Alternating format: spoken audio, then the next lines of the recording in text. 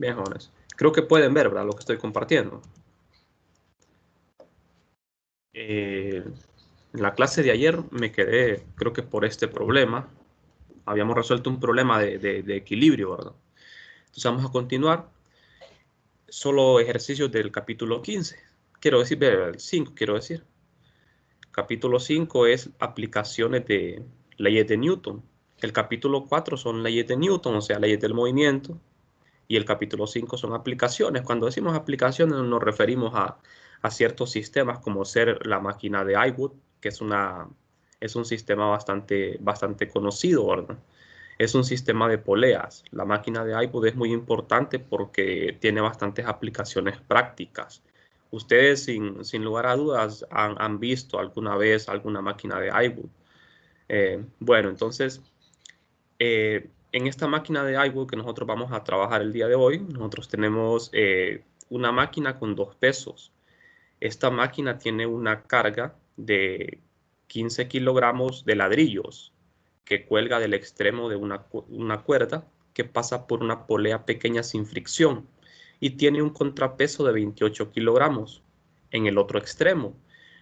Como se muestra en la figura, el sistema se libera del reposo. Entonces, nosotros vamos a dibujar los diagramas de cuerpo libre de cada uno de los pesos, tanto de la carga de ladrillos como del contrapeso. También vamos a dar respuesta a esta pregunta, que es ¿qué magnitud tiene la aceleración hacia arriba de la carga de ladrillos? ¿Y qué tensión hay en la cuerda mientras la carga se mueve? Bien, son 3 preguntas. Esta es la máquina de Eyewood. Una máquina de Eyewood es una polea y esa polea tiene una cuerda mediante la cual están conectadas 2 pesos.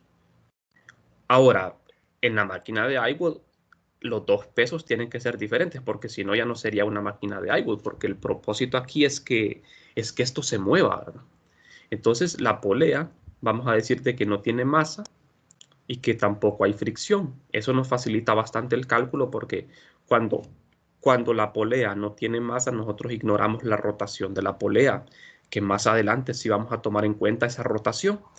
Y al no tener fricción, también vamos a asumir de que las 2 tensiones son las mismas, tanto en este contrapeso como en la carga de ladrillos. O sea, los 2 pesos van a tener la misma tensión, van a tener un peso diferente. Aquí en la máquina de Eyewood no hay normal, ¿verdad? Porque estos 2 pesos no están en contacto con ninguna superficie y tampoco hay fricción. Ahora, lo complejo de la máquina de Eyewood es a la hora de encontrar la aceleración, porque dependiendo, en este caso es bastante lógico, ¿verdad? Y que si a ustedes les preguntan hacia dónde se va a mover esto, ustedes ya saben hacia dónde se va a mover. ¿Por qué saben? Porque en el lado derecho tenemos un peso mayor que en el izquierdo. Entonces, como este peso es mayor, esta masa es mayor, tiene un peso mayor, entonces el sistema se va a mover. ¿En qué sentido? Se va a mover en sentido horario. Ahí es donde está lo complejo de la máquina de Eyewood, que para resolverla nosotros tenemos que darle un sentido a la rotación. Aquí vamos a hablar de rotación, ¿verdad? El sistema puede girar en sentido antihorario o en sentido horario. En este caso, el sistema va a girar en sentido horario porque este peso es mayor que este. Entonces, nosotros vamos a dibujar diagramas de cuerpo libre tanto para los ladrillos como para el contrapeso. Entonces, fíjense bien, aquí es fácil identificar la fuerza, ¿verdad? Sobre el contrapeso y la carga de ladrillo solo hay 2 fuerzas, su peso y la tensión. O sea que los diagramas son bien simples. Lo complicado está en lo siguiente. Como nosotros dijimos que este sistema va a girar en sentido horario a favor de las manecillas del reloj, porque este peso es mayor, entonces nosotros vamos a decir que la aceleración de este sistema va a ir en sentido horario, de manera que las fuerzas que van hacia arriba para el peso del lado izquierdo van a ser positivas y las fuerzas que van en el lado derecho hacia abajo van a ser positivas. No sé si me explico. Vamos a ver. Con estos dibujos vamos a entenderlo mejor. En la carga de ladrillos, todo lo que va para arriba en el eje Y positivo, todo lo que va para arriba es positivo. Mientras que en el contrapeso lo que va para abajo es positivo. ¿Por qué? Porque aquí estamos tomando ya un movimiento de rotación, ¿verdad? ¿De acuerdo? Entonces, para los ladrillos la tensión va hacia arriba, es positiva. Para este contrapeso, su peso va hacia abajo, lo vamos a tomar positivo. ¿Por qué así? Porque si no lo tomamos de esa forma, entonces el problema no nos va a dar resultado, el resultado deseado. O sea, vamos a llegar a una contradicción. De manera que, fíjense bien cómo he colocado yo el sistema de coordenadas. Para el caso de los ladrillos, yo pongo el sistema, el eje Y positivo hacia arriba, como es costumbre, mientras que para el contrapeso, el eje Y positivo lo pongo hacia abajo. ¿Por qué? Porque yo voy en este sentido, miren. En sentido horario. O sea, el sentido horario es el sentido positivo. Entonces, por eso el eje Y aquí va positivo hacia abajo. Bueno, aquí están las fuerzas. Solo hay tensión y peso. La tensión para el ladrillo es la misma tensión que el contrapeso. ¿Por qué es la misma? Porque la cuerda es la misma y aparte que en la polea no hay fricción. Bien, los pesos cambian. Aquí tengo la masa 1 por G y aquí tengo la masa 2 por G. Ahora bien, ¿qué hacemos después de esto? Aplicar la segunda ley. ¿Cuál es la primera pregunta? Dibujar los diagramas de cuerpo libre. Ya los tenemos. Estos son los diagramas de cuerpo libre. Están bien hechos, ¿verdad? Están bien hechos el diagrama. Ahora, la segunda pregunta es, ¿qué magnitud tiene la aceleración hacia arriba de la carga de ladrillos? Algo interesante con la máquina de Aiwood es que como nosotros estamos despreciando la fricción, la tensión va a ser la misma. Si la tensión es la misma, la aceleración va a ser la misma. Entonces, me están preguntando la aceleración de la carga de ladrillo, perdón. Me están preguntando la aceleración de la carga de ladrillos. Entonces, la aceleración de la carga de ladrillos es la misma aceleración del contrapeso. ¿De acuerdo? Entonces, nosotros podemos aplicar la segunda ley solo a un objeto a la vez. No se lo podemos aplicar a dos objetos. Eso tienen que tenerlo muy en cuenta. Entonces, ¿qué sigue ahora? Como nosotros ya elegimos el sentido horario como el positivo para la aceleración por lógica, ¿verdad? Porque ya sabemos de que el sistema se va a mover en sentido horario, porque esto pesa más que esto. Entonces, vamos a plantear el problema de la siguiente forma. La aceleración de la carga de ladrillos. Utilizamos la segunda ley de Newton aplicada únicamente a la carga de ladrillos, suma de fuerzas en Y, porque el movimiento ocurre en Y, solo en Y. ¿Qué fuerzas hay sobre la carga de ladrillos? Está la tensión hacia arriba positiva y el peso de los ladrillos hacia abajo, por eso negativo. Y eso lo igualamos a la masa de los ladrillos, M1, por la aceleración. Bueno, ahora, la tensión es la misma en ambos lados. Yo no puedo resolver no puedo resolver el problema con una sola ecuación porque tengo dos incógnitas aquí, la tensión y la aceleración. Necesito otra ecuación para resolver el sistema de ecuaciones. Entonces, escribo la segunda ley para el contrapeso. De la misma forma, la componente Y, porque el movimiento es en Y. Solo que debemos tener cuidado en algo. Para el contrapeso, el eje Y positivo va hacia abajo. ¿De acuerdo? Entonces la fuerza que va hacia abajo, que es el peso, es positiva. Al contrario de en el caso de los ladrillos. Y la tensión, que es la misma, en este caso es negativa porque va para arriba en el eje Y negativo. Y esto lo igualo a masa por aceleración. Fíjense bien, hay otro método para resolver la máquina de Aiwood. En algunos otros libros, otras personas lo que prefieren es dejar todo tal y como está. O sea, los ejes colocarlos siempre igual. El eje Y positivo siempre hacia arriba, pero a la aceleración colocarle el signo que uno estableció desde el inicio. ¿De acuerdo? O sea, como nosotros establecimos que la aceleración es positiva en sentido horario, nosotros le colocamos en estas dos ecuaciones el sentido a la aceleración, pero eso lo vamos a dejar mejor para otra clase. Lo voy a explicar mejor en otra clase. Por ahora vamos a seguir este método que estoy empleando. Entonces, tenemos dos ecuaciones, ¿verdad? Una para los ladrillos y otra para el contrapeso. Entonces, como se fijan ustedes, ¿por qué cambia aquí el signo de la tensión? Porque para el contrapeso, lo que va hacia abajo es positivo y lo que va hacia arriba es negativo, al contrario de la carga de ladrillos. Entonces aquí tengo un sistema de dos ecuaciones y ya lo puedo resolver porque tengo dos incógnitas, tensión y aceleración. Son dos incógnitas y dos ecuaciones. Entonces, ¿qué quiero encontrar yo? Quiero encontrar aceleración. Entonces, lo lógico sería despejar la tensión de una ecuación y sustituirla en la otra, ¿de acuerdo?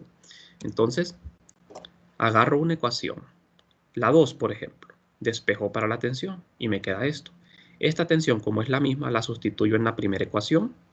Al sustituirla, aquí lo que hice fue factorizar. Al sustituir esa tensión en la primera ecuación, nos queda esto. Ahora, la única incógnita es la aceleración, ¿de acuerdo?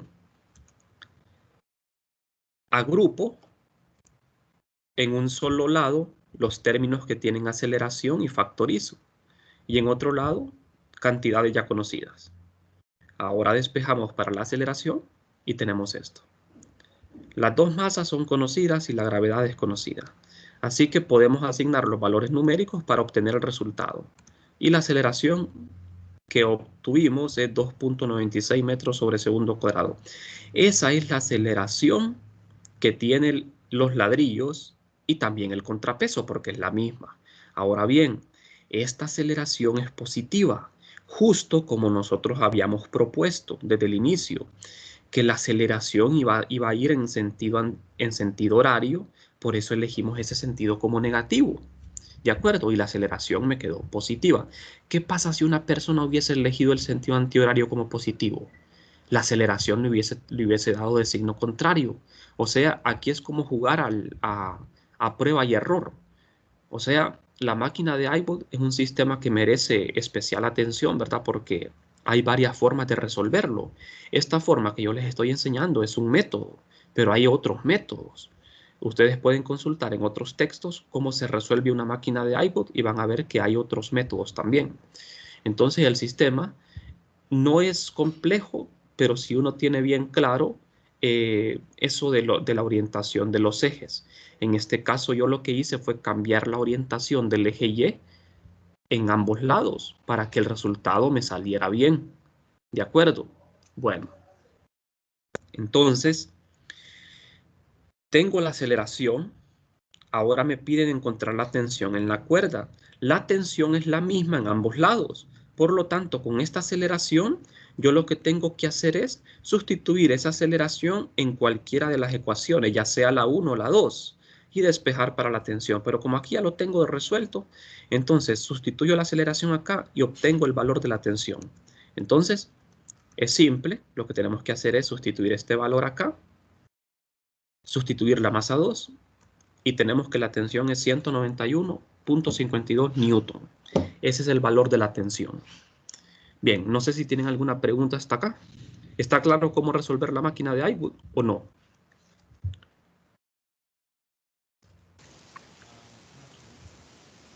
Si tienen alguna duda.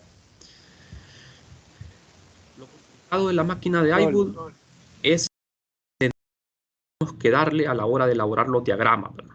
Como yo les dije, fíjense, la tensión en ambos pesos va hacia arriba. El peso en ambos objetos va hacia abajo. Pero lo que sucede es que la aceleración va a tener un solo sentido, ¿de acuerdo? Este objeto se va a mover arriba y este objeto se va a mover para abajo, ¿de acuerdo?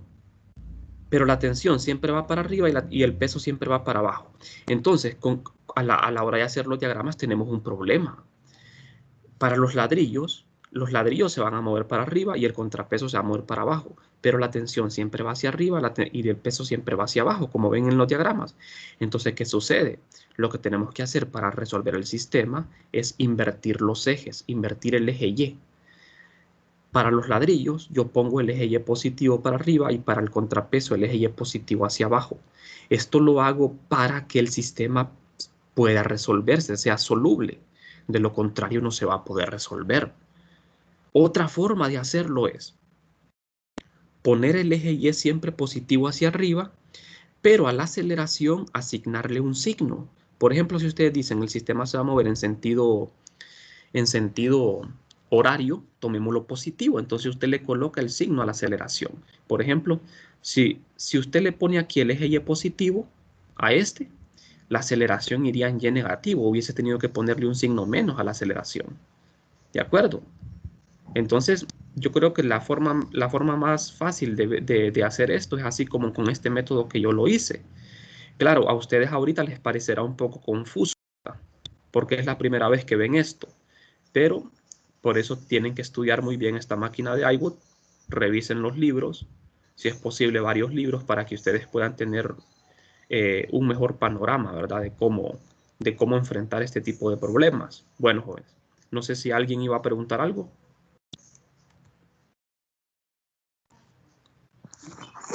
Está claro, Lick. Bueno, perfecto. Entonces continuemos. Vamos a continuar, vamos a ver otro ejercicio. Este problema también es muy importante entenderlo. Es un problema, digamos, un problema especial, ¿verdad? Especial importancia para nosotros, porque aquí vamos a hacer uso de varios conceptos.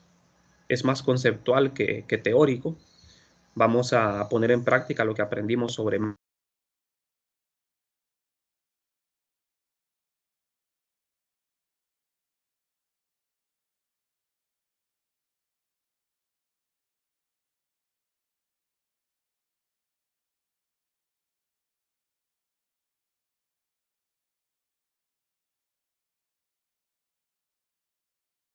se pone de pie sobre una báscula de baño dentro de un elevador de 850 kilogramos, incluyendo al estudiante.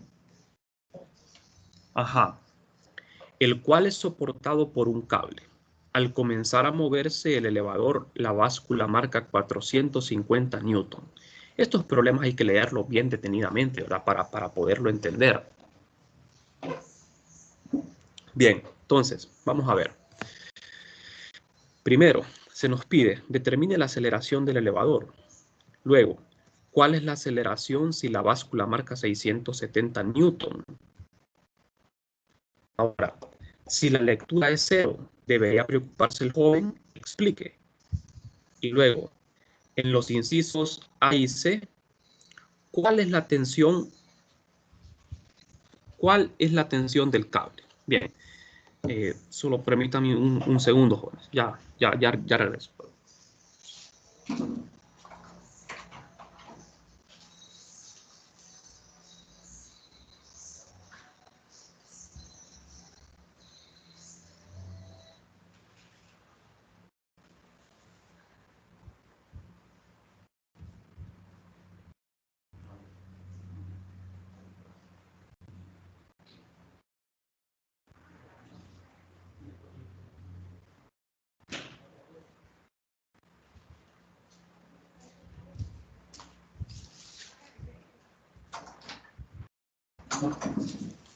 Bien, jóvenes, disculpen la interrupción.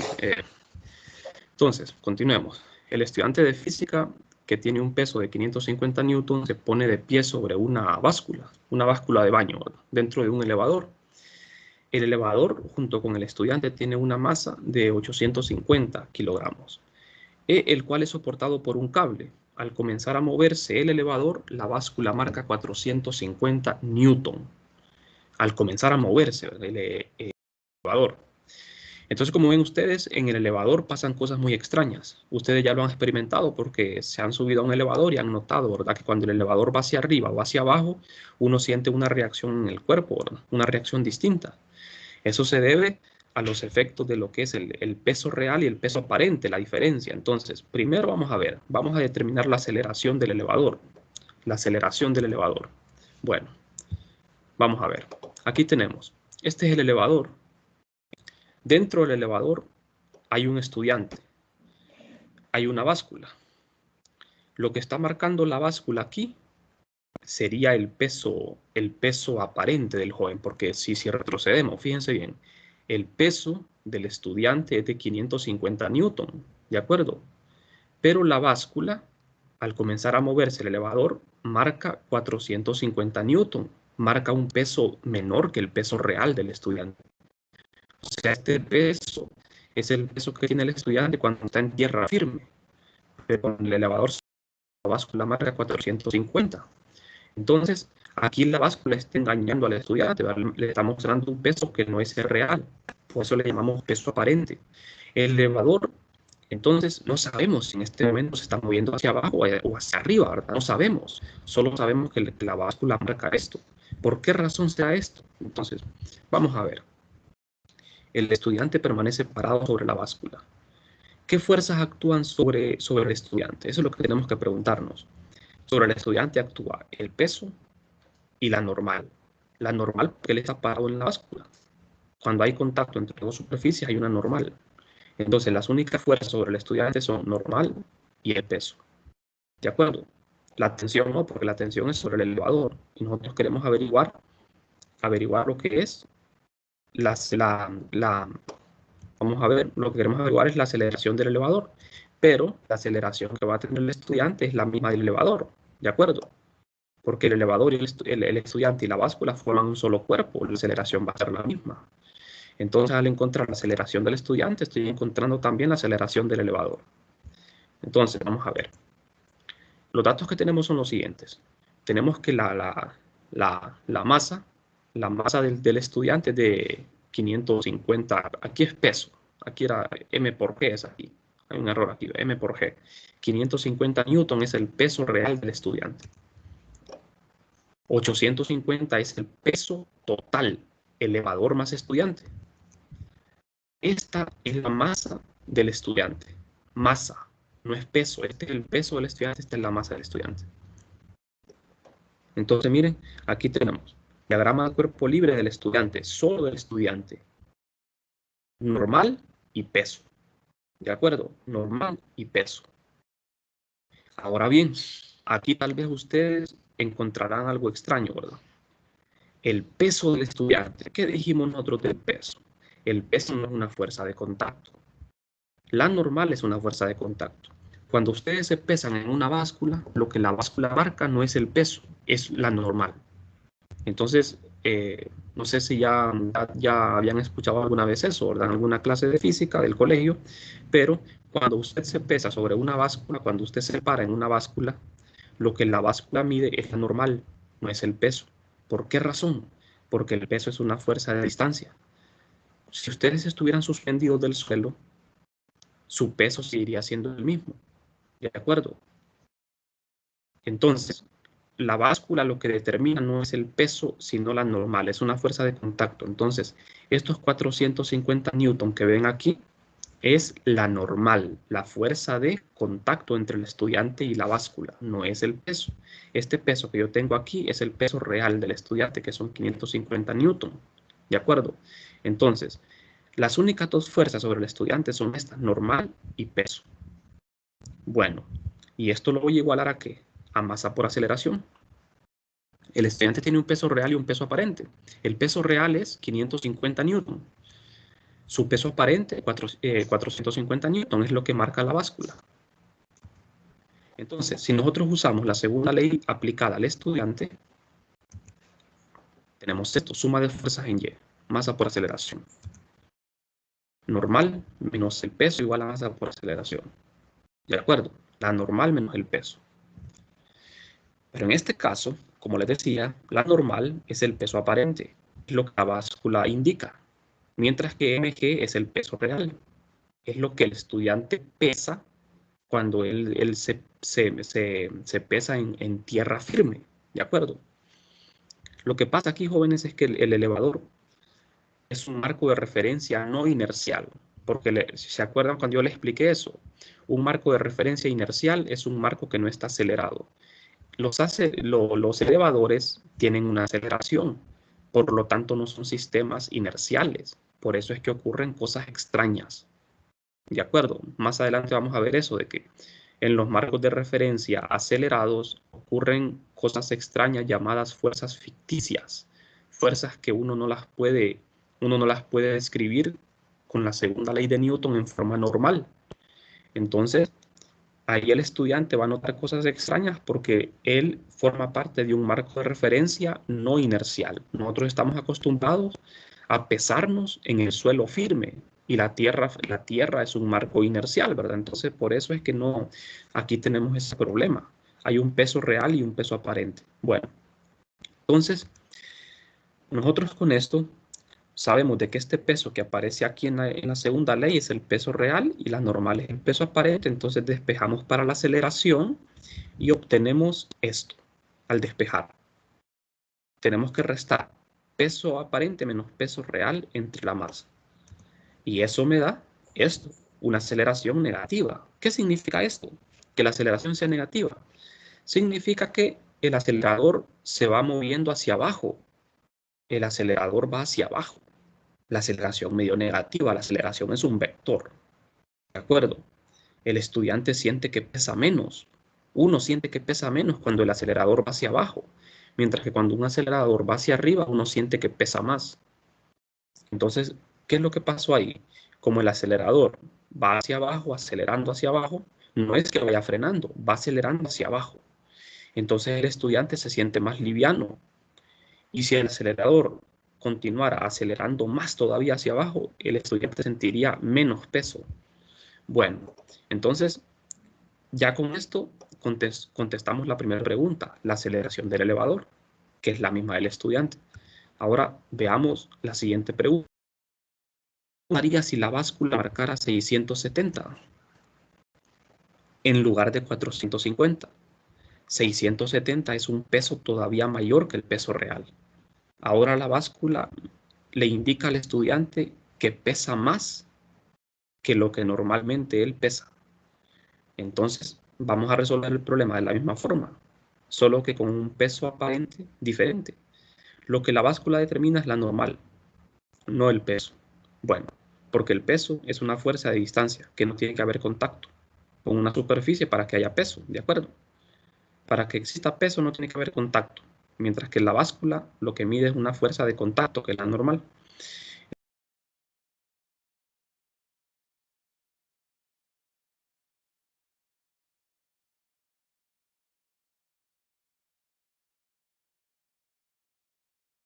La masa es la misma. ¿Por qué? Porque la masa es una propiedad inherente a los cuerpos, que no cambia con la ubicación, no cambia con los marcos de referencia.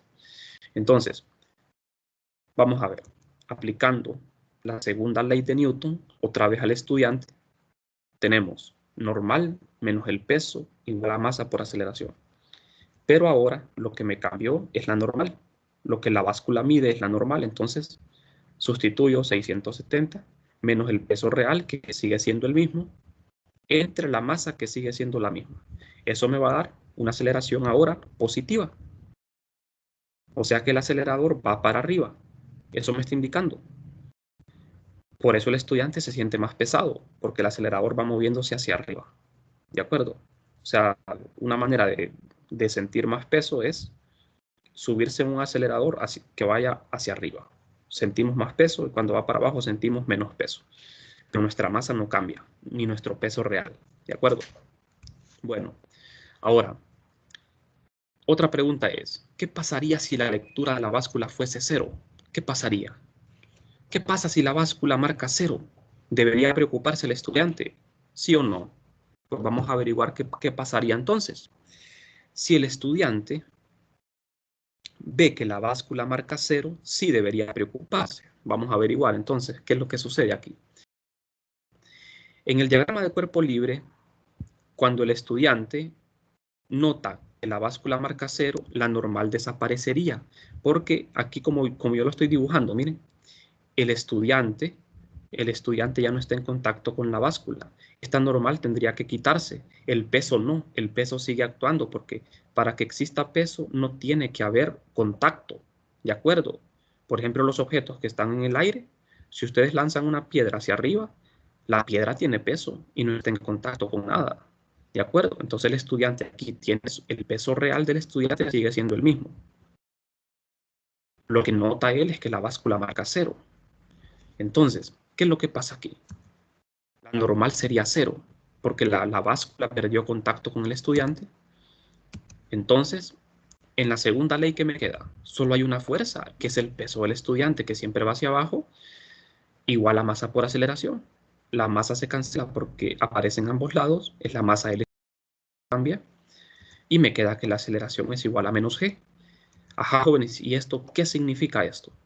Si la aceleración del estudiante es hacia abajo y es menos 9.8, ¿qué significa eso? ¿Qué podemos concluir aquí?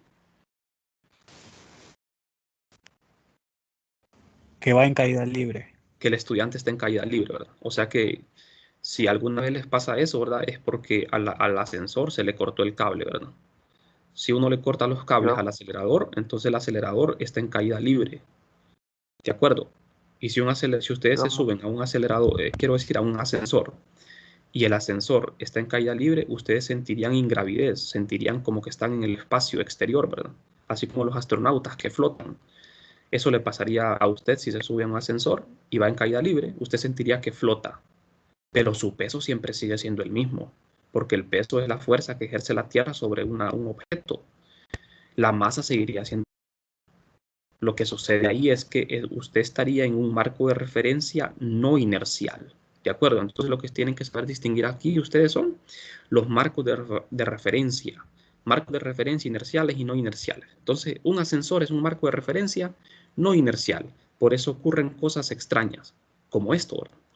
De ingravidez. A esto se le llama ingravidez. La última pregunta sería, ¿cuál es la tensión en el cable del ascensor? Como sabemos de que el ascensor tiene la misma aceleración del estudiante, entonces lo que tenemos que hacer aquí es aplicar la segunda ley, ¿verdad? Pero al ascensor junto con el estudiante, como que fueran un solo cuerpo. Entonces, como obtuvimos 3 aceleraciones, pero solo vamos a encontrar lo que es la tensión en la parte A y B, ¿verdad? Porque en la última parte no hay tensión, porque si el ascensor está en caída libre es porque el cable está cortado, ¿verdad? Entonces, en la parte A obtuvimos esta aceleración. El ascensor va hacia abajo. Cuando el ascensor va hacia abajo, la tensión en el cable la obtengo con la segunda ley aplicada al ascensor, donde esta sería la masa total del ascensor más el estudiante. Entonces, para el ascensor, la tensión es una fuerza que va hacia arriba, ya sea que vaya hacia abajo o vaya para arriba. La tensión siempre va para arriba, menos el peso del ascensor, que siempre va hacia abajo, igual a masa por aceleración. Masa total, miren, en ambos casos. ¿Qué sucede aquí? Despejamos para la tensión, esta aceleración aquí, y la gravedad y la masa total. Después de sustituir eso, al sustituir la aceleración negativa, ¿verdad? Obtenemos este valor para la tensión. Bien. Y ya con esto tenemos la tensión en la parte A. Ahora, ¿qué pasa con la parte B? En la parte B la aceleración era positiva porque el ascensor iba para arriba. Hacemos el mismo cálculo, solo que con una aceleración positiva. Al sustituir esta aceleración aquí en esta ecuación, esta aceleración, la masa total sigue siendo la misma, la tensión es mayor. Cuando el ascensor va para arriba, la tensión es mayor que cuando va para abajo. ¿De acuerdo? O sea que aquí estamos en presencia, ¿verdad?, de un sistema no inercial, por eso hay tanto datos, ¿verdad?, que cambian dependiendo del movimiento. Bueno, jóvenes, entonces este es un problema muy interesante que vale la pena reparar, ¿verdad?, bastante en él, porque hay muchos conceptos que se han empleado a la hora de resolver el ejercicio. Lo que es peso aparente, peso real. Bueno, jóvenes, entonces vamos a continuar. Vamos a ver ahora otro problema.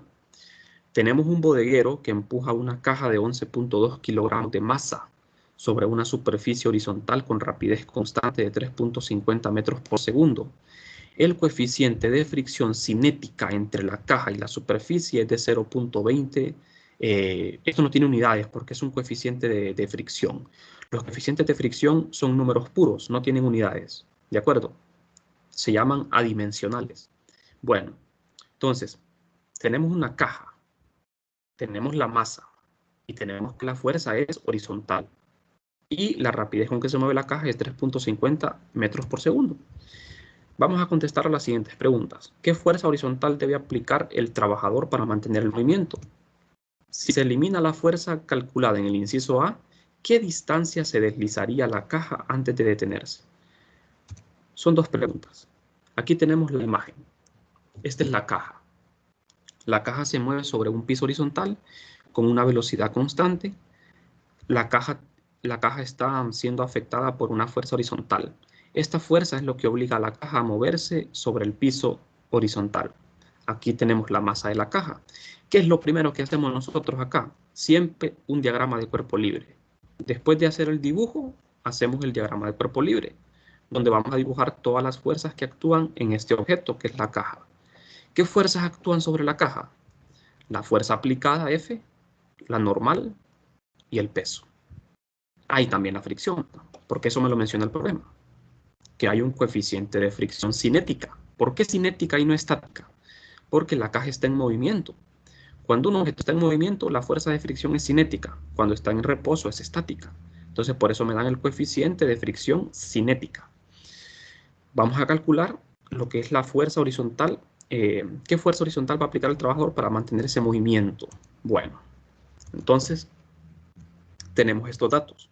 La masa de la caja, su velocidad, coeficiente de fricción cinética y la fuerza de fricción que no la conocemos, ¿verdad? Bueno. Entonces, vamos a ver el diagrama de cuerpo libre, que es lo primero que tenemos que realizar, ¿verdad?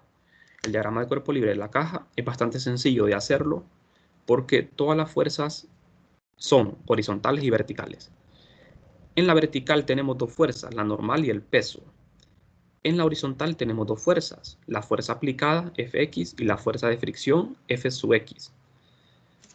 Quiero decir F sub k. F sub k, ¿por qué se le pone un subíndice k? Porque es cinético, ¿verdad? Cuando es cinético se le pone un k, cuando es estático una s. La fuerza de fricción va en la parte negativa de x porque el movimiento de la caja es a la derecha. Y la fuerza de fricción siempre se opone al movimiento de los objetos. Si el objeto se mueve a la derecha, la fuerza de fricción va a la izquierda. Y viceversa. Bueno, entonces, para encontrar la fuerza aplicada, el valor de esta fuerza, vamos a emplear la segunda ley de Newton a la caja en la dirección de X, porque en Y no hay movimiento. Hay fuerzas, pero no hay movimiento en Y, ¿verdad? Solo en X. Entonces, ahora procedemos nosotros a lo siguiente. Sumatoria de fuerzas en X igual a 0. Ahora, una gran pregunta.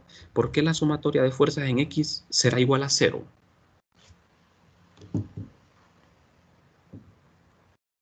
¿Por qué igual a 0 la suma de fuerzas en X? Esta es la segunda ley de Newton.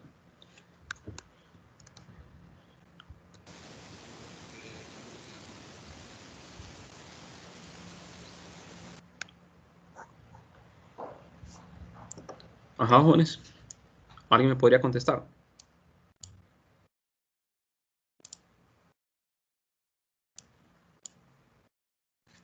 ¿Por qué esta suma de fuerzas es 0?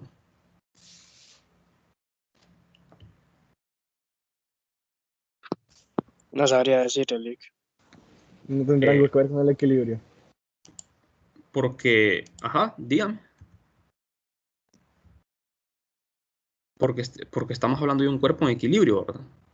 La caja es un cuerpo en equilibrio. ¿Les queda claro por qué? Fíjense bien en el enunciado, miren.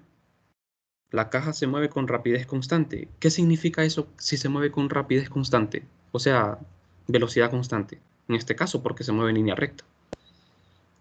Cuando un objeto tiene velocidad constante, ¿cómo es su aceleración? Cuando la velocidad es constante,